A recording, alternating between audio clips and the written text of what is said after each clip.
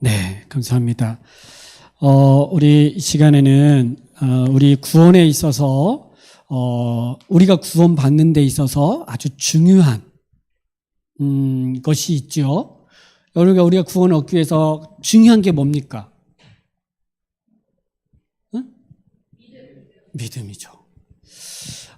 물론 이제 오늘 주제는 믿음의 구원 얻는 믿음이란 무엇인가에 대한 주제를 가지고 우리 한번 같이 나누려고 하는데, 제가 아까 준비하지 못했다라는 말은 여러분들한테 조금이나마 이렇게 강의 아니라도 좀 드리면 좋겠다. 늘 어제도 그렇고 막 하면서도 이렇게 잘 준비가 안 돼서 죄송하다 이런 생각이 들었어요. 드렸어야 되는데 그래 좀 아쉽다 생각이 들었고요.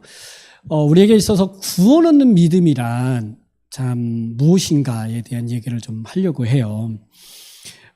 이제 우리가 구원 얻기 위해서 중요한 건 이제 예수 그리스도의 그 십자가의 죽으심에 대한 이제 이 부분도 우리가 지난주에 좀 살펴보았는데, 성경에서 이제 많이 나오는 그 단어들 중에 하나님, 예수님, 뭐 주 이런 단어들이 굉장히 많을 거예요.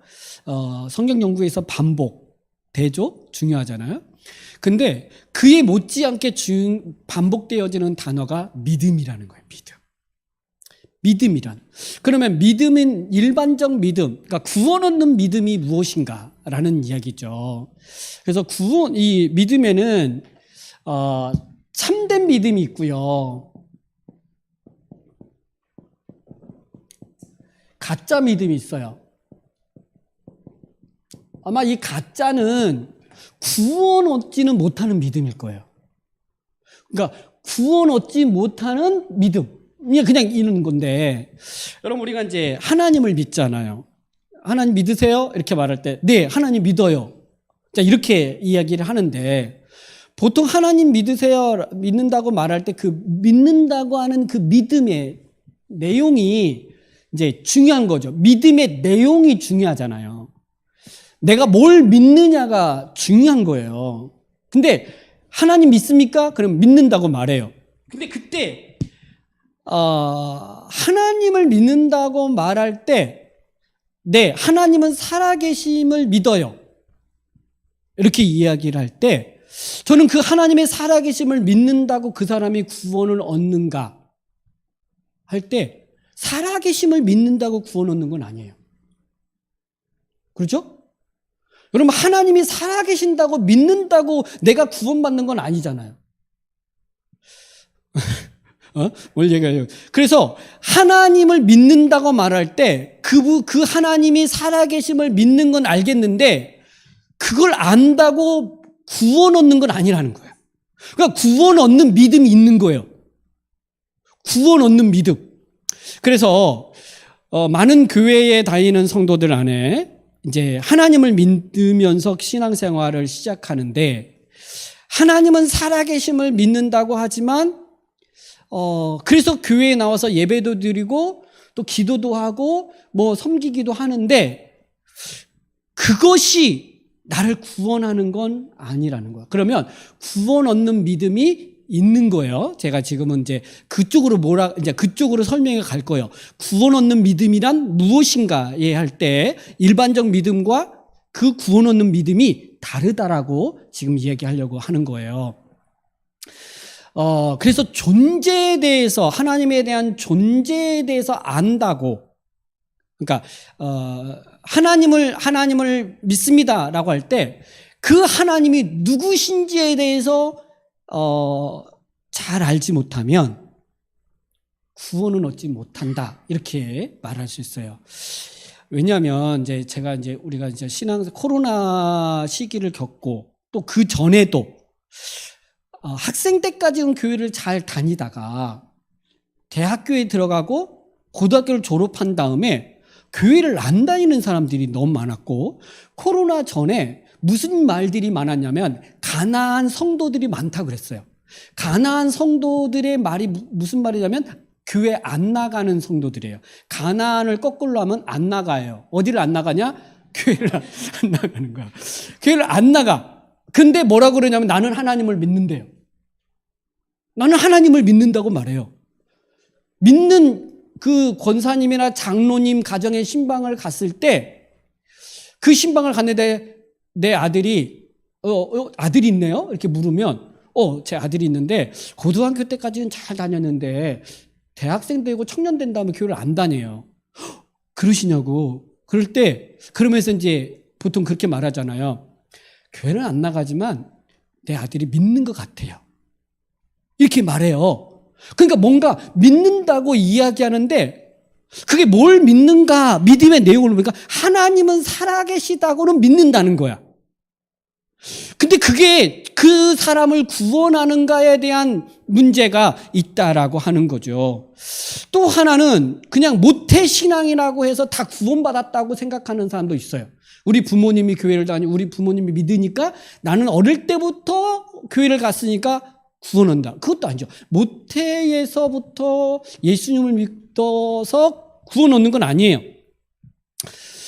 또 어떤 믿음을 가진 사람이 있냐면 그 굉장한 이적, 표적, 어떤 체험적인 그 경험을 통해서 믿는 믿음을 가지고 있는 사람이 있어요.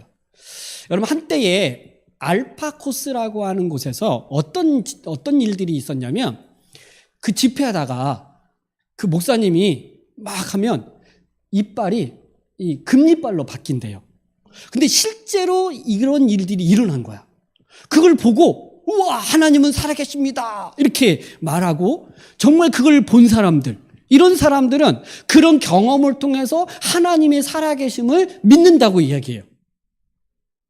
여러분 이적들, 그러니까 표적들, 굉장한 이적이 많이 일어나는 경우들이 많아요. 기독교에만 그런 게 있는 게 아니고 다른 종교에도 이적들은 많이 일어나요. 그런데 여러분 그 이빨이 금리빨로 바뀐 것 때문에 하나님의 살아계심을 믿는다고 말하면 사실 하나님은 이빨을 금리빨로 바꿀 수 있는 능력의 전능의 하나님인 걸 우리는 알고 있잖아요. 왜? 천지를 창조하신 분인데 그 이빨 하나 금리빨로 안 바꾸겠어요? 그게 무슨 대수냔 말이에요. 그런데 그런 표적들, 이적들을 보면서 믿는다고 이야기하는 거예요. 그런 믿음은 구원 얻는 믿음은 아니다. 다른 종교에도 그런 종교들이, 그런 일들은 많이 일어나요. 뭐 신천지들 뿐만 아니라 여러 교단들, 여러 이단들도 많은 그런 것들을 갖는단 말이에요. 그래서 이 믿음을 그러니까 구원 얻는 믿음, 참된 믿음이 어떤 거냐? 가짜 믿음, 진짜 믿음이 있는데 어떤 믿음으로 가야 되냐라고 말할 때, 많은 보통 사람들이 많이 믿는 믿음은 하나의 그 역사 속에서 일어나는 어떤 일을 지식적으로 믿는 믿음에 멈춰 있는 경우들이 많다. 다시 역사 속에서 일어난 하나의 일을 그냥 일어난 일을 지식적으로 믿는 믿음. 대표적으로 예를 들면 임진왜란이 언제 일어났습니까? 1592년 4월 달에 일본이 쳐들어왔잖아요. 그때에 임진왜란 때 우리나라를 지켰던 사람이 이순신 장군이었어요. 거북선을 통해서. 여러분, 임진왜란 때 이 나라를 지킨 이순신 장군을 믿습니까? 믿죠. 내가 지식적으로 그분에 대해서 배웠으면 아는 거예요. 근데 문제는 그 이순신 장군이 임진왜란 때 거북선으로 일본을 무찔렀다는 건 내가 알고 있는 믿음이죠. 근데 그것이 나에게 어떤 변화와 어떤 것들을 나에게 지금 미치고 있냔 말이에요. 물론 임진왜란 때 이순신 장군이 이 나라를 지켰기 때문에 오늘 내가 이 땅에서 자유롭게 대한민국에 살고 있는 결과는 있을 수는 있어요. 그러나 그 이순신 장군을 내가 임진왜란 때 믿는다고 해서 나에게 이순신 장군을 통해서 어떤 실제적인 나에게 뭔가 오는 건 없어요. 지식적인 믿음에 머물러 있는 경우들이 많다라는 이야기를 하고 싶은 거예요. 그러면 믿음이라고 할 때는 그러면 내가 구원 얻는 믿음에 있어서는 중요한 이 참된 믿음으로 가는 것은 믿음의 내용이겠죠. 뭘 믿느냐에 따라서 참된 믿음을 가질 수 있고, 참된 믿음을 가진 사람이 참된 신자예요. 이 참된 믿음과 참된 신자가 모여 있는 곳이 교회예요. 그러니까 참된 신자가 되려면 참된 믿음에 근거해야 돼요. 그 참된 믿음은 믿음의 내용, 뭘 믿느냐를 통하여서 이 믿음이 갖는 건데, 여러분, 이 믿음에는, 믿음의 내용은 이제 하나님이 누구신가와 또 예수 그리스도와 또 성령의 역사와 뭐 이런 것들을 이제 여러 가지 얘기할 수 있는데, 이제 이 이야기는 지난번에 그 복음에 대한 내용을 하면서 1차 했으니까, 오늘은 믿음에 관련된 것만 이야기한다면, 여러분, 믿음에는 3요소가 있다 그랬어요. 기억나죠? 믿음의 3요소. 첫 번째, 지식. 두 번째, 동의. 세 번째, 신뢰. 자, 이게 믿음의 3요소예요. 지식, 동의, 신뢰. 여러분, 이것은 기독교 역사 속에서 이 부분이 굉장히 중요한 부분인데, 16세기, 17세기 종교개혁을 일으킨 다음에, 원래는 이제 그 종교개혁을 일으키기 전에는 중세 시대에는 카톨릭밖에 없었어요, 종교가. 그때는 카톨릭에서는 이 성경을 신부님들만 가지고 있었고 라틴어로만 되어 있었기 때문에 라틴어로도 설교를 해요. 그러니까 그 당시에는 종교가 하나, 그러니까 카톨릭밖에 없으니까 성도들이 하나님을 믿으려고 나오면 예배를 드릴 때 라틴어로 설교하니까 일반 사람들은 무슨 말인지도 몰라요. 듣지도 모르고 알아들을 수도 없는 말들을 한단 말이에요. 그런데 그들이 추구했던 건 뭐냐면 신부님이 말하는 그런 교회에 머무르면 구원 얻는다고 그랬어요. 그러니까 내가 어떤 믿음의 내용도 모르고 그냥 그 교회에 참석해서 미사를 드리고 예배를 드리면 그곳에 있으면 구원 얻는다고 생각했단 말이에요. 그런데 이게 이제 문제가 돼서 종교개혁을 일으키면서 종교개혁에서 뭘 이야기했냐면 구원 얻는 믿음, 참된 믿음이 뭐냐를 이야기하면서 청교도들이 이걸 세분화시키기 시작한 거예요. 어떻게 믿어야 구원 얻는 믿음이냐, 뭘 믿어야 되느냐는 이야기를 이 16세기에서부터 계속 체계화시켰던 게 청교도들이고 그들에 의해서 세워진 게 이런 지식, 동의, 신뢰였던 거예요. 왜냐하면 두 가지 때문에 그래요. 어떻게 구원 얻느냐라고 말할 때 그 사람들은 미사에 참석하고 신부님이 말하는 거 그냥 따라오기만 하면 구원 얻는다고 생각한 거예요. 그냥 순종만 하면 되는 거야. 중요한 게 아니고 옛날 유대인들이 어떤 생각이에요? 나는 아브라함의 자손이면 구원받는 하나님의 백성이고 구원 얻는 것처럼 생각한 거예요. 자기들이 어떻게 살든 중요하지 않아. 나는 아브라함의 후손이야. 이게 이제 중요했던 거예요. 중세 시대에는 카톨릭으로 자기가 종교를 정하고 그 미사에 참석하면 구원 얻는다고 생각한 거예요. 그러니까 내용이 없어요. 그냥 참석 그 자리에 오면 되는 거야. 그러니까 이게 이제 삶은 엉망인 거죠. 하나님도 잘 모르고 막 엉망이었던 거예요. 이제 그렇게 해서 중요한 게 뭐냐면 복음, 그 예수 그리스도를 믿는 거, 믿음으로 말미암아 구원 얻는다는 이 종교 개혁을 일으키면서 예수 그리스도의 십자가 복음을 막 가르치기 시작했어요. 우리의 행위가 아니라 예수 그리스도를 믿음으로 말미암아 우리가 구원 얻는다 이렇게 이야기하면서 우리의 삶에 우리의 행위와는 상관이 없다 뭐 이런 이야기 한 거예요. 그러면서 어떤 문제가 생겼냐면 내가 어떻게 살든 상관이 없구나. 예수님만 믿으면 구원 얻는구나. 라고 생각하면서 이 삶과 신앙이 분리를 시켰어요. 믿기만 하면 되니까. 그러면서 또 다른 청교도들이나 이런 신앙인들이 뭐라고 했냐면 아니 삶의 변화가 없는 구원이 어디 있냐. 아니 예수님 믿고 구원 받았다면 구원 받은 자로서 삶의 모습이 따라와야 되는 거 아니냐라고 말하면서 너가 오늘 어떻게 신앙인으로 사는지의 삶을 보여라 라고 말하면서 행위를 강조했어요. 그러니까 두 가지 축이 온 거예요. 뭐냐? 예수 그리스도를 믿으면 그냥 은혜로 말미암아 구원 얻는다고 말하니까 나의 삶에 어떻게 살든 상관이 없다라고 생각하면서 삶과 이 신앙과 분리시키면서 예배만 드리고 그때그때 따라서 하면 된다라고 생각하는 하나의 부류가 생겼고, 또 어떤 부류는 믿고 구원받았으면 삶의 거룩함이 드러나지 않는 것은 참된 믿음이 아니고 구원 얻는 게 아니다 라고 말하면서 삶을 지적한 거야. 너 오늘 어떻게 살았어? 거짓말했어, 안 했어? 너 왜 이렇게 음란하게 살아? 이렇게 자꾸 이야기하면 삶을 이야기한 거예요. 그러니까 이 두 가지 축이 계속 문제가 된 거예요. 지금도 똑같아요. 교회 안에 이 두 축이 있는 거예요. 그래서 이 믿음의 내용을 정리하면서 믿음의 3요소가 지식과 동의와 신뢰로 이 믿음을 정리한 거예요. 청교도들이. 자, 여기서 중요한 게 지식이라고 하는 건 내가 믿는 내용이겠죠. 뭘 믿냐? 그래서 이 지식은 아는 거예요. 그래서 교회 안에서 하나님이 누구신가와 예수 그리스도가 누구신가에 대해서 가르치는 이 가르침의 이것은 굉장히 중요해요. 이걸 알아야 참된 지식이 들어와야 참된 믿음으로 나갈 수 있기 때문에 이 가르침을 중요하게 여기고 이 가르치도록 한 거예요. 그러니까 여러분의 참된 믿음을 가지려면 바른 지식, 성경을 잘 알아야 돼요. 이걸 모르고는 참된 믿음으로 갈 수가 없어요. 그래서 이제 교회 안에서 목사님들이 교회 안에서 이 일들을 참 많이 하죠. 그리고 이걸 알게 되면 뭘 하냐면 동의, 내가 받아들여요. 동의까지는 가능해요. 내가 믿고 알게 됐으니까 그렇구나. 하나님이 나를 구원하시고 나를 사랑하셔서 자기 아들을 보내주셨구나.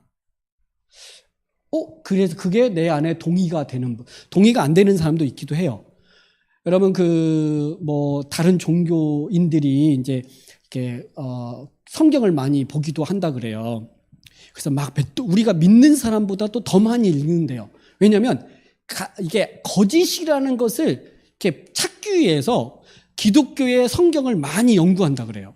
근데 많이 읽고 막 연구하는데도 불구하고 그들이 알았다고 그들이 동의하는 건 아니에요. 저는 삼손이 자기가 나실이라는 건 알았어요. 근데 그거에 대해서 나신이라는 걸 알았는데 그렇게 자기가 나신으로 살고자 하는 의지는 없어요. 그냥 어겨. 내가 그냥 마음에 드는 대로 이렇게 간단 말이에요. 그러니까 다 동의하진 않아요. 여러분들 안에 지식에 머물러 있는, 지식도 없는 사람도 있을 수도 있어요. 근데 이제 우리 교회에서는 하도 막 복음의 기초 가르치고 성경 연구하려고 하니까 이제 어느 정도 지식은 들어왔는데 그게 동의로 내려오지 않는 사람도 있고 동의까지 가는 사람도 있어요. 근데 가장 큰 문제는 신뢰예요. 이게 이제 문제예요. 이 신뢰라는 것은 뭐냐면 의지하는 거, 맡기는 거예요. 자, 신뢰란 의지하는 것과 맡기는 것이다. 시작. 여러분, 신뢰는요, 내가 의지하고 맡기는 거예요. 어떤 사람이 계곡에 밧줄을 쳐놓고 그 밧줄에 위에 올라가서 공연을 해요. 이렇게 왔다 갔다 하고 막 이러는 거예요. 그 계곡에서 그 줄 하나 얹혀놓고 거기를 건너가겠다고 할 때 사람들은 미쳤다고, 왜 그렇게 건너가냐고, 떨어진다고 막 하지 말라 그래요.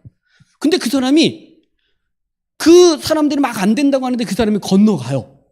막 환호를 하죠. 근데 이 사람이 또 뭐라고 말하냐면 내가 눈을 감고 건너가겠다는 거야. 막 그건 안 된다 그래요. 근데 진짜 그 사람이 눈을 감고 건넜어요. 그러면 사람들이 그 모습을 보고 환호하겠죠. 그러면서 나는 이제 이 줄을 타고 저 계곡을 건널 거라고 믿습니까? 하면 다 믿겠다고 하죠. 왜 눈에 봤거든. 내 눈에 봤으니까 믿겠다고 말하겠죠. 그러면 그때 뭐라고 얘기하냐면 그 사람이, 자, 내가 이거 밧줄 타고 건너갈 믿는다면 내 어깨에 메고 내가 어깨에 이렇게 올라타서 건널 사람 나오세요 하면 나올까요, 안 나올까요? 안 나와요. 지식과 동의는 됐는데 신뢰는 안 되는 거야. 이 신뢰 부분이 어려운 거예요. 그러니까 이게 믿음이라고 얘기할 때 사람이 믿음의 수준이 어디에 멈춰 있냐면, 많은 사람들이 성경에서 많은 걸 배우면 지식에 머물러 있어요. 알기는 잘 알아. 뭘 이야기하면 다 안다 그래요. 그것도 알고 하나님께서 홍해를 가르신 것도 내가 알고 있고 이스라엘 백성들을 가나안 땅에 들어갈 때 그 많은 전쟁에서 승리케 하신 것도 내가 알고 있어요. 근데 그 하나님이 오늘 내 삶에서 그 하나님 나와는 상관이 없어. 그 하나님을 내가 의지하지는 않아. 그분께 맡기지는 않아. 신뢰하지는 않아. 그러면 이건 참된 믿음이 아니에요. 그 밧줄을 타고 건너갔다고 할 때 아무도 나오는데 한 사람이 나온 사람이 있어요. 그 사람이 어깨를 메고 어깨에 타서 그 밧줄을 건너갔는데 그 사람이 누구냐면 계속해서 거기 어깨 닿은 동업자야. 그 사람이 자기를 어깨에 메고 건널 거라고 받고 한번 건너봤고 이런 사람은 맡겨요. 그 사람 어깨 탄다고. 근데 그걸 건널 거라고 믿기도 하고 그렇게 충분히 가능하다고 내가 동의가 되는데 나는 그 어깨에는 못 올라가. 신뢰하지 않는다. 이렇게 말할 수 있다는 거예요. 그를 의지하지 않는다. 이렇게 말하는 거예요. 사람은요, 이게 신뢰가 안 되기 때문에 우리의 믿음의 한계에 지금 머물러 있어요. 알고 동의도 되는데 이게 왜 안 바뀔까? 왜 자꾸 우리의 삶의 원점으로 돌아갈까? 보면 맡기지를 않아요. 어릴 때 자녀들을 키울 때 높은 데 이렇게 얹어놓고 자, 뛰어내려. 내가 받아줄게. 할 때 앞에서 있으면 뛰어내려요. 그런데 뒤에서 그 아이 뒤에서 자, 네가 아빠를 믿지? 내가 너를 받아줄 걸 믿지? 그러면 네가 이게 뒤로 넘어져. 그럼 내가 뒤에서 받아줄게. 그러면 아빠가 자기를 사랑하고 맛있는 것도 주고 그러니까 어린 아이들이 뒤로 그렇게 하겠다 그래요. 근데 그 어린 아이가 뒤로 이렇게 넘어질 때 아빠가 뒤에서 받쳐줄 거라고 알지만 어떤 선이 있어요. 내가 이렇게 해서 넘어질 때 이때쯤 받아줘야 돼. 근데 이때쯤 아빠의 손이 내 등에 안다. 그러면 발을 디뎌요. 전적인 신뢰를 안 해요. 이놈이 아빠가 받아줄 거 아는데 너 왜 안 믿어? 이렇게 할 게 아니라 사람이 신뢰가 안 된다는 거예요.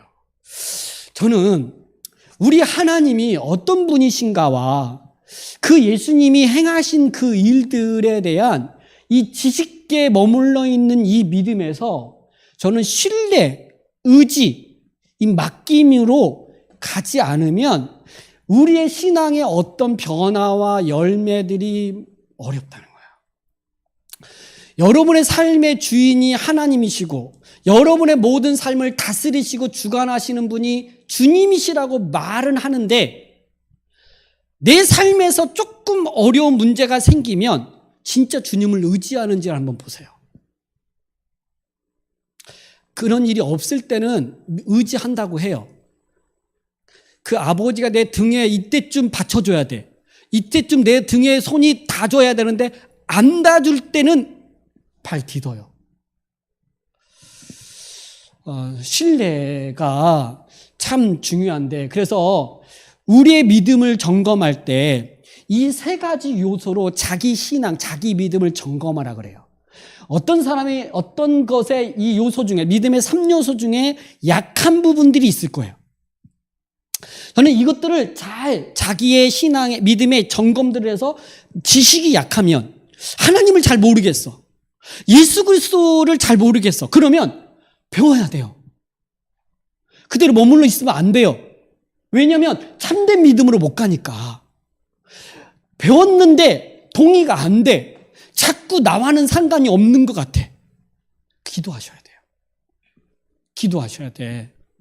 그 하나님의 사랑, 그 하나님의 은혜가 내 안에 충만해져 갈 수 있도록. 이게 감정이거든요. 이 동의라는 건 감정이에요. 감정이 일어나야 돼요. 막 찬양할 때 오늘 찬양은 너무 은혜되잖아요.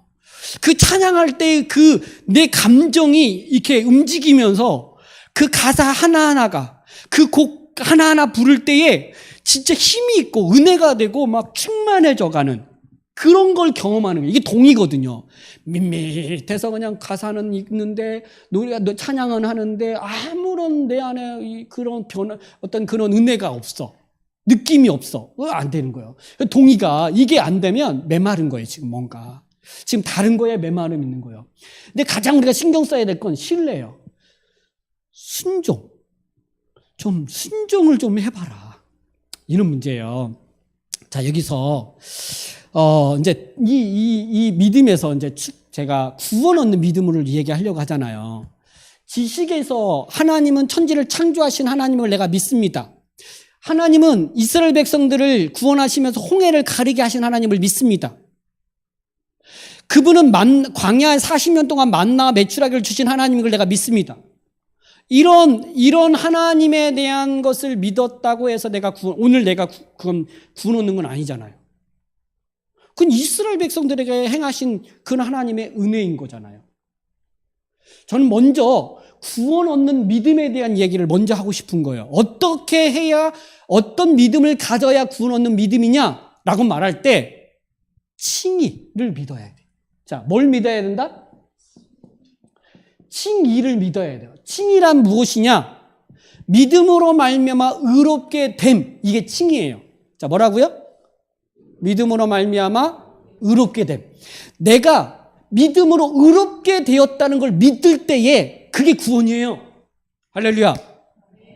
여러분, 내가 믿을 때에 내가 의롭게 된다라고 하는 이 이신칭의, 이 믿음을 믿을 때에 우리에게 구원이 있는 거예요.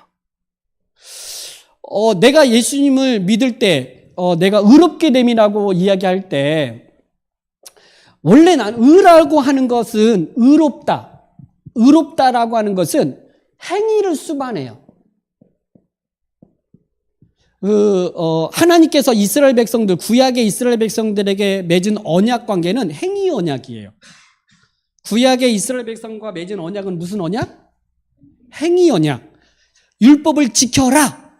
그리하면 내가 복을 주겠다. 행위를 강조한 거예요. 그러니까 지키면 복이고 안 지키면 심판이야. 이게 구약의 이스라엘 백성과 맺은 언약 관계는 행위 언약이에요. 근데 오늘 신약 시대에 예수님이 십자가에 죽으신 다음에 우리와 맺은 언약은 어떤 언약이라고 말하냐면 은혜 언약이라고 그래요. 무슨 언약? 은혜 언약이라고. 은혜란 뭐라 그랬어요? 은혜란 뭐죠? 자격이 없는 자에게 베푸시는 하나님의 선물, 호의 이런 거잖아요. 자격이 없는데 하나님이 베풀어 줘 버려요. 그냥 주시는 거예요. 뭘 줬냐? 우리를 의롭다고 여겨주는 거예요. 그러니까 은혜 언약이라는 것은 행위 언약이 아니에요. 구약은 행위 언약이야. 그래서 지켜야 돼. 반드시 해야 돼. 그러나 신약은 은혜 언약이라고 하는 것은 은혜로 맺은 언약이야. 그 은혜로 맺은 언약은 예수 그리스도가 나를 대신하여 나의 죄, 율법을 지키지 않고 거룩하게 살지 않고 죄를 지은 그 모든 죄를 대신하여 십자가에서 예수님이 죽으심으로 말미암아 주어진 은혜예요. 그러니까 내가 행한 것이 아니라 예수님이 행하신 그 행위에 근거하여 주어진 은혜 언약. 어려워요? 그러니까 원래는 행위 언약이 오늘 우리에게도 요구되는 거예요. 하나님이 너 거룩하게 살아, 하나님의 법을 지켜라고 하나님은 그의 백성들에게 요구하거든요. 근데 구약의 이스라엘 백성들은 이 행위 언약을 전부 다 지킬 수가 없었어요. 그래서 하나님이 자기 아들을 보내주셔서 이 행위 언약을 지키지 못하는 그 사람들을 대신하여 십자가에 죽으셨어요. 그분이 행하신 거야. 행위 언약을 지켜버리는 거예요. 그래서 그분이 지킴으로 우리가 그 예수를 믿을 때 그 예수님 안에서 행위 언약이 성취된 것으로 여겨주시고 은혜 언약을 맺어줘 버리는 거예요. 그러니까 우리는 행위 언약은 예수님이 이루셨고 그리고 우리는 예수님 안에서 은혜 언약이 맺어진 거예요. 그래서 은혜 언약 가운데 살아가는 사람들이 신약 백성들이에요. 이때 은혜 언약의 핵심이 뭐냐? 의롭담이에요. 의롭담. 원래 행위 언약을 통하여 결과가 뭐예요? 의로움이에요. 의로움. 의로움인데 이 의로움을 다르게 말하면 거룩함이에요.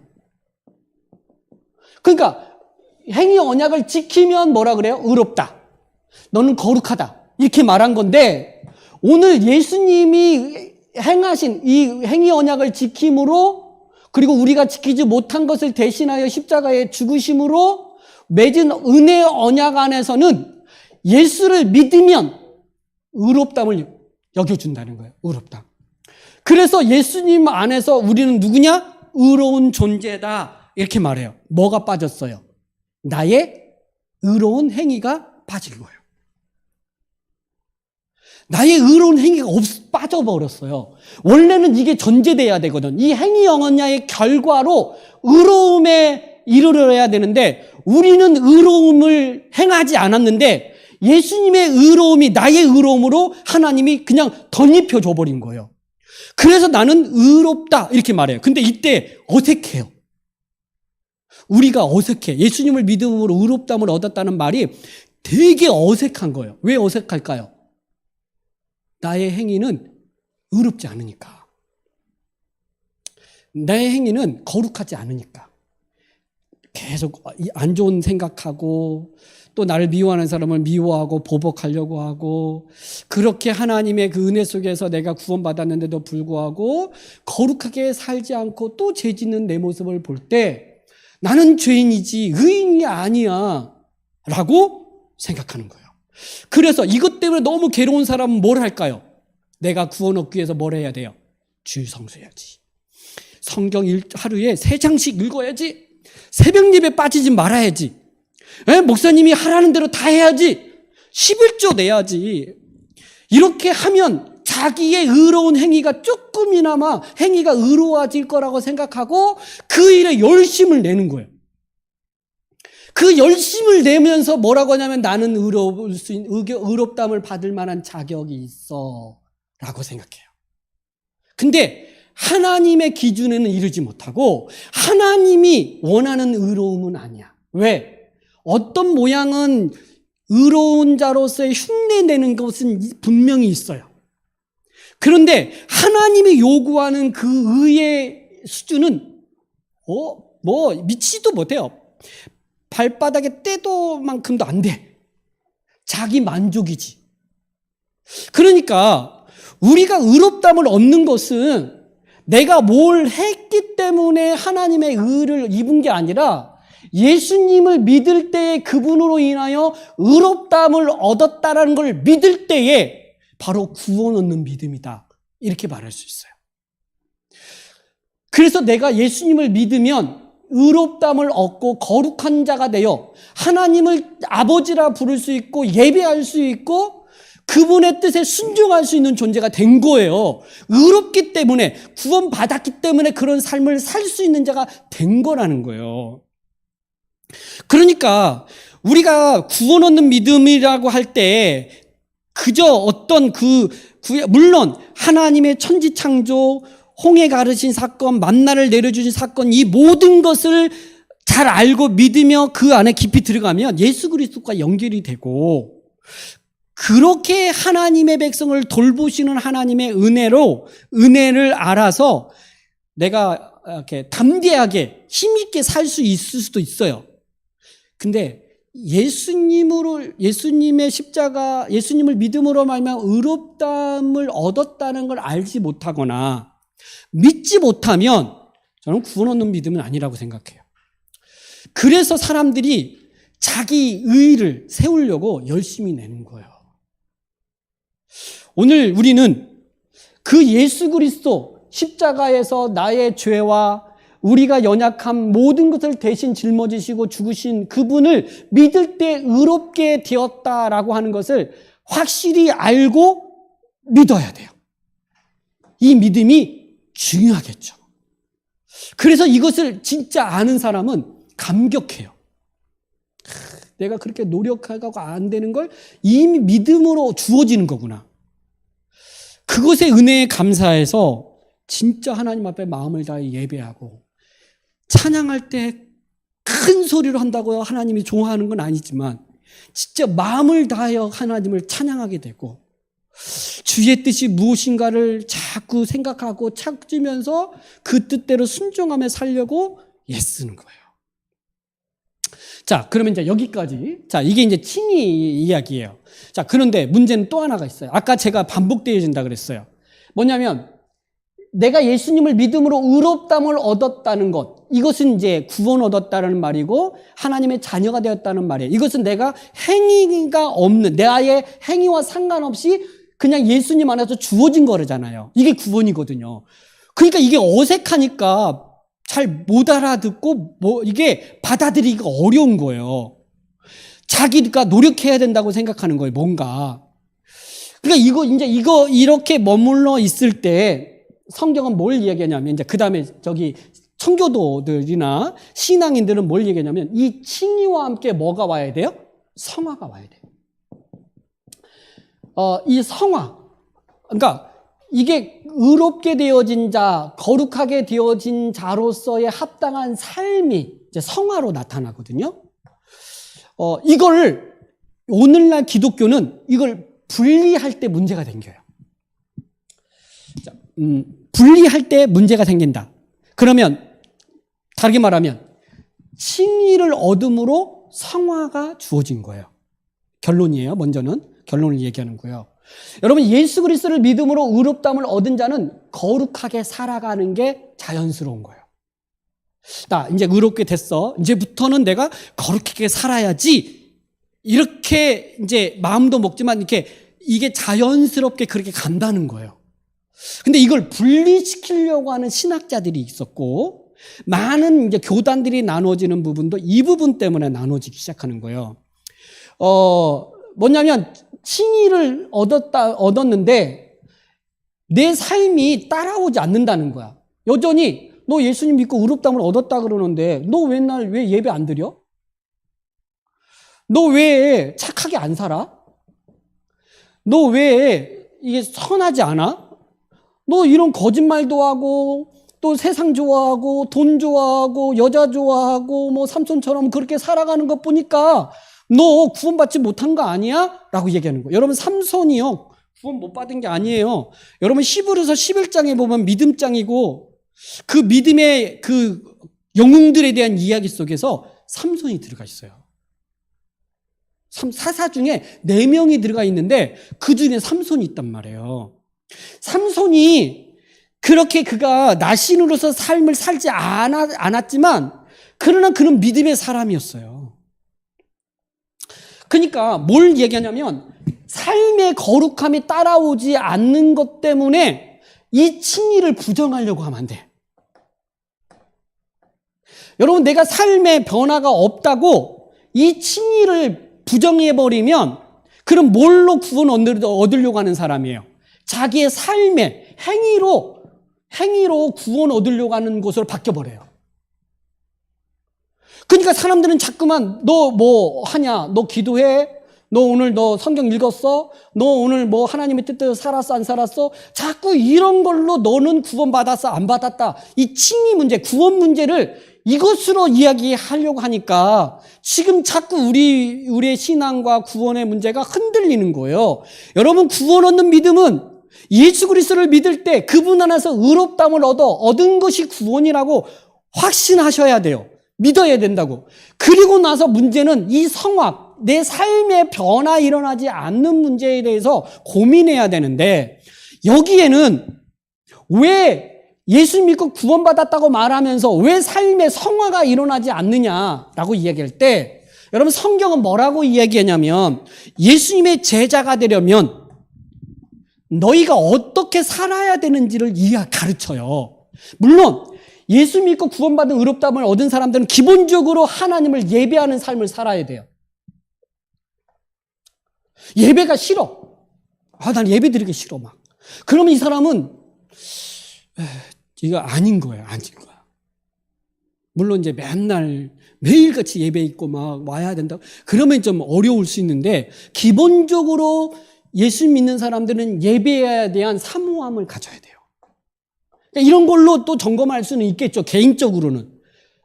그래서 이런 예배를 드리고 하나님의 뜻을 알아 순종하려고 하는 어떤 자세들을 막 가져요. 이런 건 이제, 기본적으로 성령이 우리 안에 오셔서 우리로 하여금 막 이렇게 마음을 주시고 막 역사하시는데 그 얘기는 좀 다시 한번 할 텐데. 그래서 예배를 드리고 하나님의 뜻에 순종하려고 하는 우리 마음에 있는 거예요. 자, 문제는 그 얘기보다 이런 이제 칭의를 얻어서 의롭게 되어진 사람들이 성화에 이르지 않는 것, 이 거룩한 삶의 모습을 가지 않는 것 중에 하나가 뭐냐면 예수님이 제자들한테 그렇게 말했어요. 너희가 내 제자가 되려거든. 따라온 게 뭐였어요? 자기 부인. 복음의 기초할 때 많이 이야기하죠. 그리고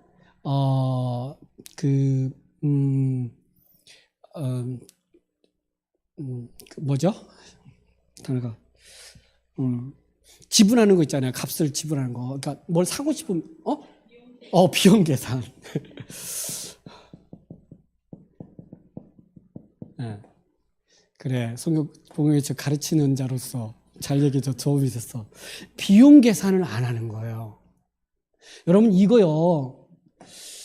내가 삶에서 내가 예수님 믿고 의롭다움을 얻어서 구원 얻었다고 이야기하는데 자기를 부인하지 않아.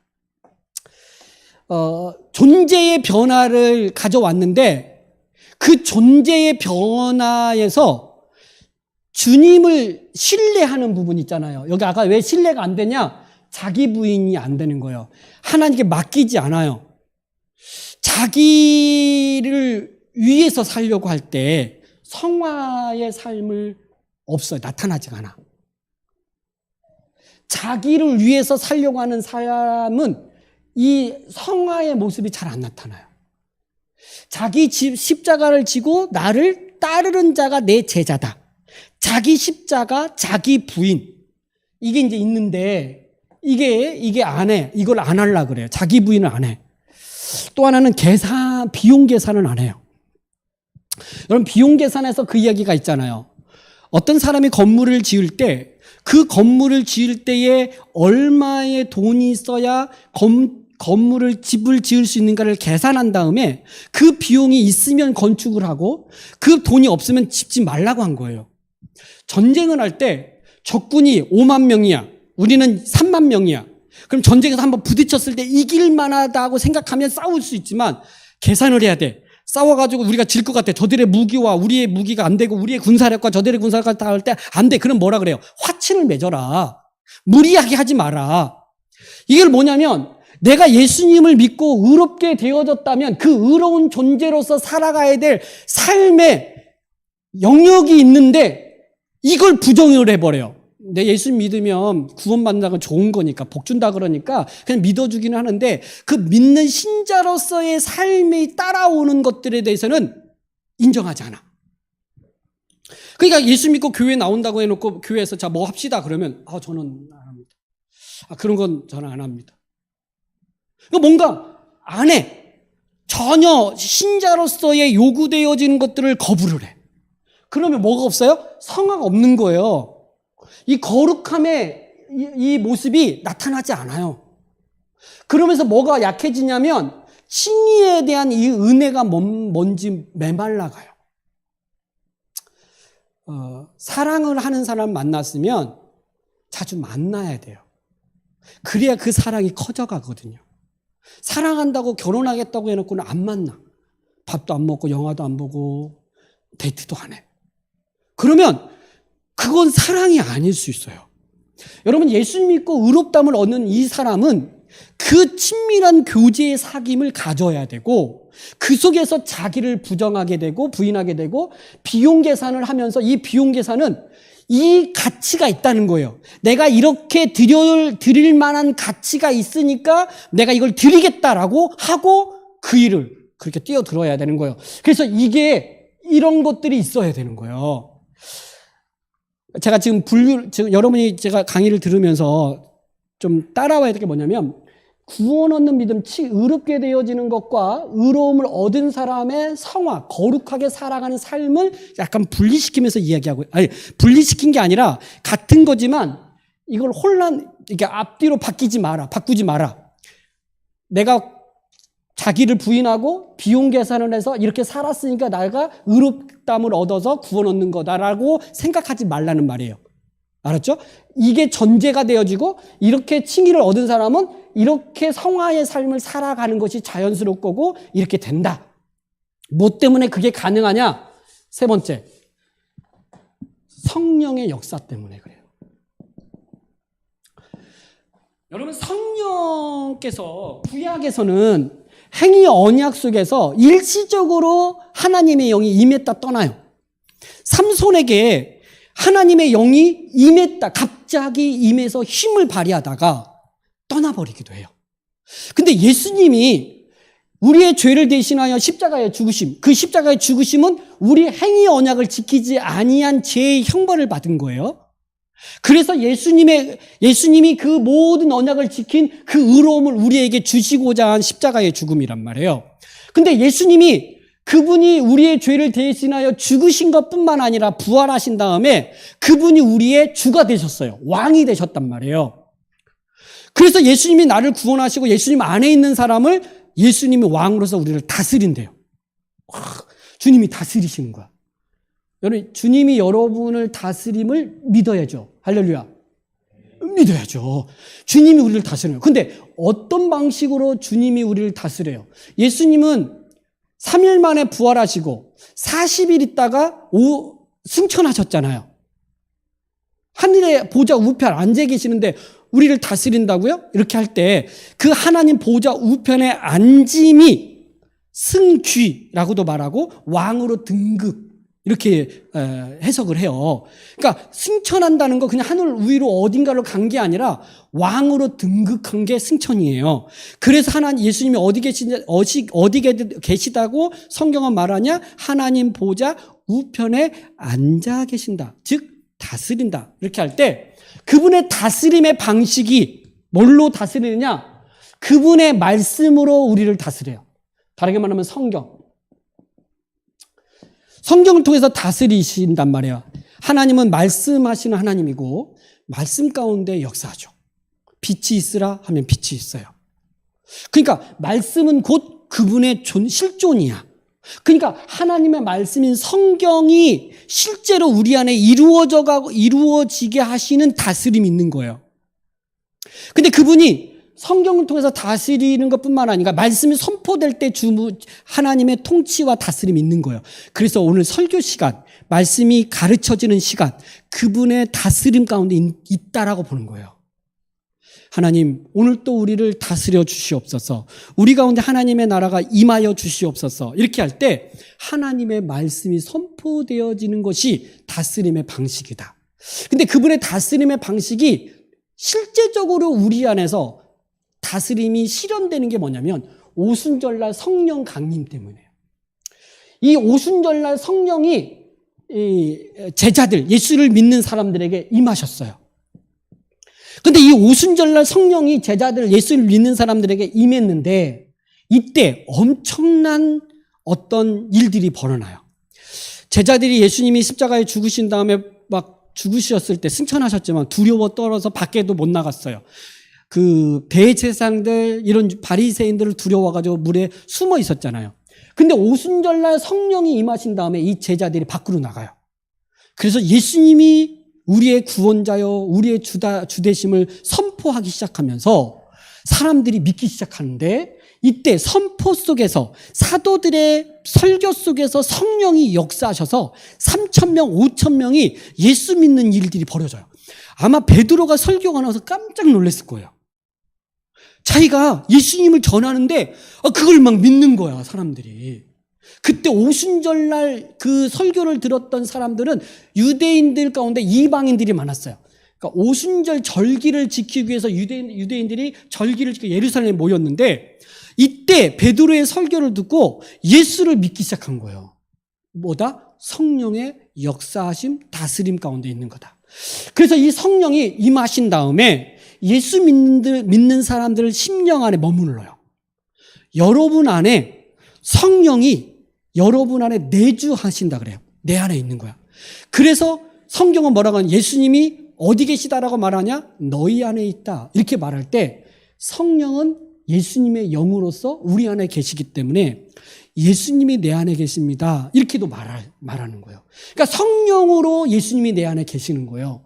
근데 그 성령이 뭘 하냐면 우리의 육체의 욕심, 그 자기를 부인하게 하고 비용 계산하면서 그 하나 예수 그리스도로 말미암아 얻게 되어진 이 복이 너무 가치 있고 귀함을 알아서 주를 위해서 살고자 하는 이 마음을 주시고 사랑하게 하고 용서하게 하고 그리고 인내하게 하고 절제하게 하는 이 모든 일들을 성령이 하시는 거예요. 그래서 갈라디아서 2장 20절 성령의 열매는 사랑과 희락과 화평과 온유와 절제와 충성 이런 성령의 열매들이 오늘 예수 믿는 사람들 안에 나타난다는 거예요.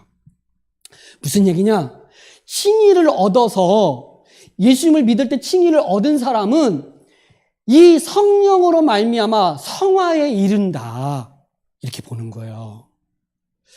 분리시키지 말고 물론 어떤 사람은 약한 사람이 있어요. 믿음도 아직 약하고 아는 지식이 약하고 신뢰하는 부분이 어떤 부분은 신뢰하는데 어떤 부분은 신뢰하지 못하고 이런 것들이 있어서 잘 못하지만 그러나 여러분 우리가 칭의를 얻은 것처럼 하나님은 우리를 떠나지 아니하시고 성령으로 말미암아 우리를 성화시켜 가세요.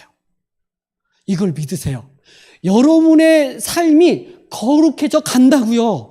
작년의 내 모습과 작년의 믿음과 오늘의 믿음이 조금씩 달라져 가고 내 삶의 영역들이 거룩함으로 드려지는 삶이 조금씩 달라져 가는 거예요. 이게 성령이 우리 안에서 역사하시는 거예요. 이것이 우리 안에 성령이 우리 안에서 이렇게 역사하도록 우리의 생각은 자꾸 자기 욕심, 자기를 막 이렇게 생각하고 막 계산하며 주를 위해서 살지 않고 그저 자기의 유익을 따라 이렇게 가지 말고 사랑하면서 가라라. 그래서 이런 것들을 알고 그리고 성령이 내 안에서 나를 거룩하게 만들어 갈 것을 믿고 오늘 하나님께서 그리스도 안에서 그리스도를 통하여 이루신 것들을 믿고 신뢰하며 갈 때 구원 얻은 자로서의 합당한 모습으로 바뀌어져 가는 거예요. 저는 사도 바울의 그 생애를 보면서 우리의 신앙도 어떻게 되는지를 좀 봤으면 좋겠어요. 왜냐하면 사도 바울은 처음에 교회를 핍박했던 사람이에요.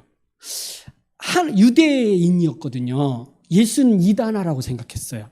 근데 다메섹 동상에서 예수님을 만나고 바로 그분이 우리의 구원자요 메시아라는 걸 안 순간 사도 바울은 이 예수 그리스도를 전하기 위해서 인생을 살아요. 근데 그 예수님을 전하면서 살면서 할 때 처음에 그의 자신을 소개할 때 성도들 중에 지극히 작은 자다 이렇게 얘기해요. 그러니까 내가 작다는 거예요.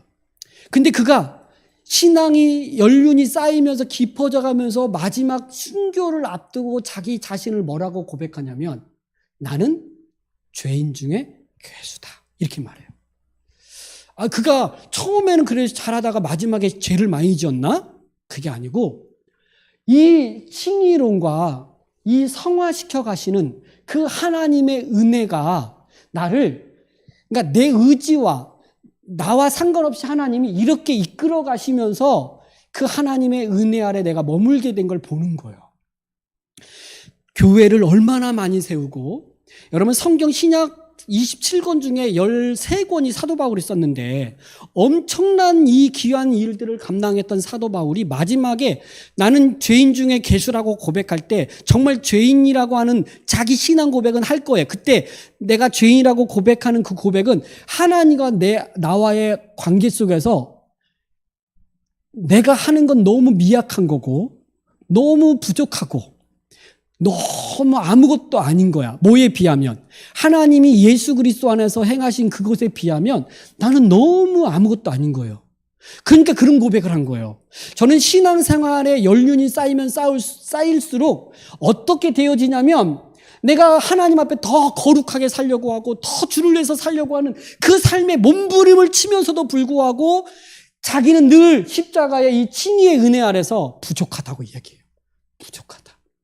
더 주를 위해서 충성해야 되고, 더 주를 위해서 헌신해야 되고, 더 주의 사랑을, 주님을 더 사랑해야 되고, 이렇게 가야 된다고 생각한다는 거예요. 그런데 그 안에서 내가 뭐 나의 유익을 구하고, 정욕을, 이런 게 아니겠죠. 그러니까 뭘 얘기하냐, 칭의는 곧 성화로 우리를 이끌어 가면서 우리를 거룩하게 하게 하신다. 누가? 예수 그리스도와 바로 성령의 역사로 되어진다. 그래서 우리는 이 은혜 아래 있고, 이것이 우리의 충만하게 누리기 위해서 우리는 예배, 하나님을 예배하고 찬양하는 삶을 살아야 되고, 하나님의 말씀이 무엇인지 분명히 알아서 지식에만 머물지 말고, 아니 지식 좀 더 키우고 좀 알아야 돼요. 알아가야 돼. 저는 알아야 된다고 생각하고, 그리고 또 거기에 지식에 머물지 말고 좀 동의를 하세요. 좀 메마르지 좀 말라고. 안다고 가만히 있지 말고 좀 내 안에 은혜를 구하고, 하나님 내 안에 그 사랑으로 충만케 해달라고 구하고, 그리고 여기에 멈추지 말고 신뢰, 의지하는 거예요. 한번 드려보세요. 하나님을 위해서 여러분의 삶의 시간을 좀 물질을 드려보시라고. 안 된다 그러고 없다 그러고 그러면서 안 해. 정말 주님이 나의 주인 되심을 믿으면서 계속 그렇게 없다고 안 된다고 하면서 안 할 거냔 말이에요. 드려야 돼요. 그래서 참된 믿음으로 가야 되고, 그 참된 믿음이 우리를 구원한다. 그래서 우리를 구원 얻는 믿음은 바로 우리가 믿을 때에 의롭게 되어짐을 아는 것이 우리의 구원을 얻게 하는 믿음이다. 이렇게 말할 수 있어요. 예배 이야기를 더 해야 되는데 시간상 안 될 것 같고, 자, 혹시 질문 느낀 점 알게 된 거.